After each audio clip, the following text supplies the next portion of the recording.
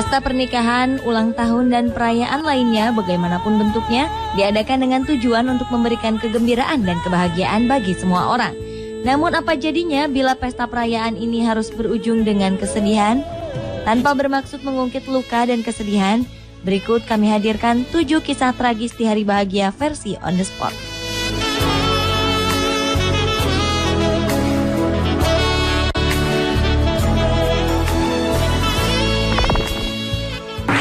Inside 9 women, including the bride, Nerissa Fohas, a 31-year-old nurse. Fohas had recently Tragis, married in the US. mungkin itulah kata yang tepat untuk menggambarkan kisah pilu yang menimpa pasangan pengantin ini. Seorang pengantin perempuan bernama Nerissa Fohas tewas bersama 4 orang teman lainnya. Mereka tewas dalam peristiwa terbakarnya mobil limousin yang mereka tumpangi Sabtu 4 Mei 2013 lalu. Saat itu mereka tengah melakukan perjalanan melintasi jembatan San Mateo Hayward. 4 penumpang perempuan selamat kini tengah menjalani perawatan medis akibat luka bakar dan gangguan pernapasan di rumah sakit setempat. Aparat setempat tidak menemukan indikasi terjadinya kecelakaan sebelum limousin ini terbakar. Unclear how the fire started. The flames reportedly spread so fast, the rest of the women sitting in the back of the limo had no time to escape, which could have been the problem if, according to Yes, there's a chance that I've fallen quite. Sebuah kisah tragis menimpa seorang pria bernama Uruj Khan. Pria berumur 46 tahun asal Chicago, Amerika Serikat ini baru saja memenangkan undian berhadiah senilai lebih dari 9,7 miliar rupiah Juli 2012 lalu. Namun sayang, kesenangan Uruj tidak berlangsung lama. Selang 1 bulan kemudian, Uruj ditemukan tewas di kamarnya. Pihak berwajib segera melakukan otopsi terhadap jasad Uruj. Hasil otopsi mengungkapkan fakta mengejutkan. Diketahui dalam tubuh Uruj terdapat racun sianida yang sangat mematikan. Polisi melakukan investigasi dan mencurigai adanya peristiwa pembunuhan terhadap Uruj.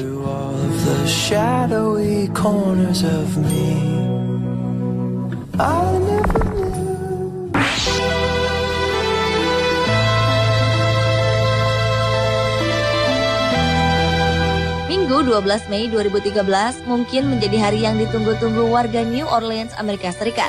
Pada hari itu, orang-orang sedang bersiap menghadiri parade besar dalam memperingati Hari Ibu. Namun, tanpa disangka, kegembiraan di hari itu sirna seketika saat beberapa orang bersenjata mengarahkan dan melepaskan tembakan membabi buta ke arah kerumunan orang-orang yang sedang mengikuti parade. Tidak ada korban tewas dalam insiden ini. Dilaporkan sebanyak 19 orang mengalami luka tembak pada perayaan Hari Ibu Internasional ini. Kabar terbaru menyebutkan bahwa polisi telah berhasil mengidentifikasi salah satu pelaku penembakan, yaitu seorang pemuda berumur 19 tahun yang tinggal di New Orleans.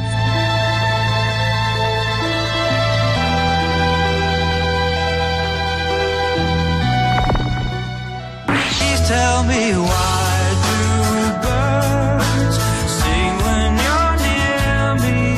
Kisah tragis di hari bahagia selanjutnya adalah kecelakaan pada saat memperingati Hari Veteran di Amerika Serikat. Dilaporkan 4 orang veteran tewas akibat kecelakaan pada saat mengikuti parade. Selain itu, kecelakaan ini juga menyebabkan 17 orang lainnya terluka parah. Kejadian ini berawal saat para veteran menaiki sebuah mobil yang dimodifikasi menjadi kendaraan terbuka. Awalnya, parade berjalan lancar. Hingga pada saat parade melintasi sebuah perlintasan kereta api, di mana sebuah kereta melaju dengan cukup kencang. Tabrakan pun tak dapat terelakkan. Saksi mata mengatakan mereka mendengar peringatan dari kereta api sesaat sebelum kecelakaan terjadi. Namun karena bobot kendaraan parade melebihi kapasitas, menghalangi sang pengemudi untuk dapat menghindar dengan cepat untuk menghindari kecelakaan. Please tell me why can't I?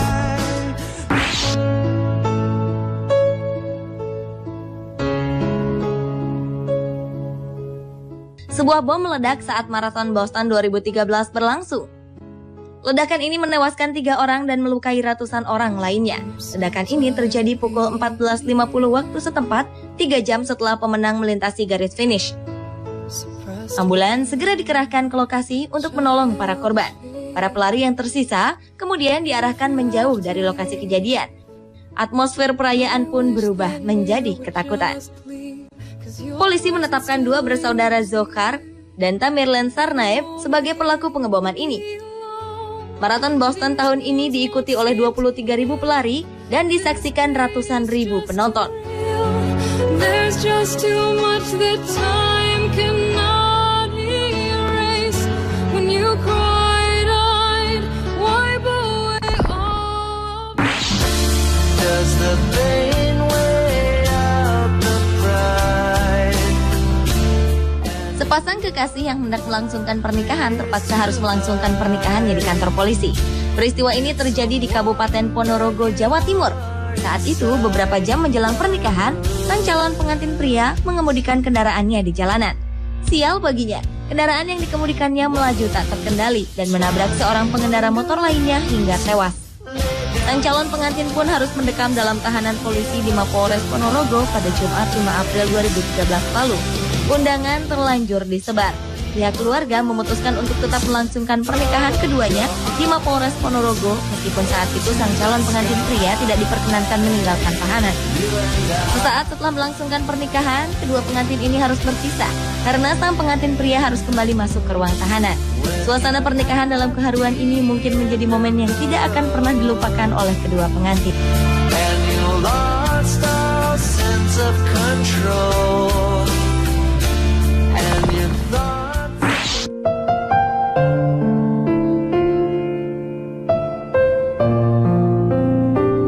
Sebuah perayaan ulang tahun semestinya berlangsung dengan penuh kegembiraan, terutama bila yang berulang tahun adalah seorang anak berumur 2 tahun. Namun tidak demikian dengan kejadian yang dialami oleh sebuah keluarga di Connecticut, Amerika Serikat ini. Seorang bocah bernama Alton Perry baru saja akan merayakan pesta ulang tahun kedua di sebuah tempat dekat rumahnya. Tragedi dimulai ketika sang nenek bernama Deborah Dennison menculik Alton dan adiknya yang baru berumur 6 bulan dari tempat itu. Sebuah hal mengejutkan terjadi. Alton bersama sang adik serta neneknya ditemukan tewas di dalam sebuah mobil yang dikemudikan sang nenek. Rupanya sang nenek yang menderita kelainan jiwa atau yang dikenal dengan istilah bipolar disorder ini sengaja menembak kedua cucunya dan kemudian melakukan aksi bunuh diri.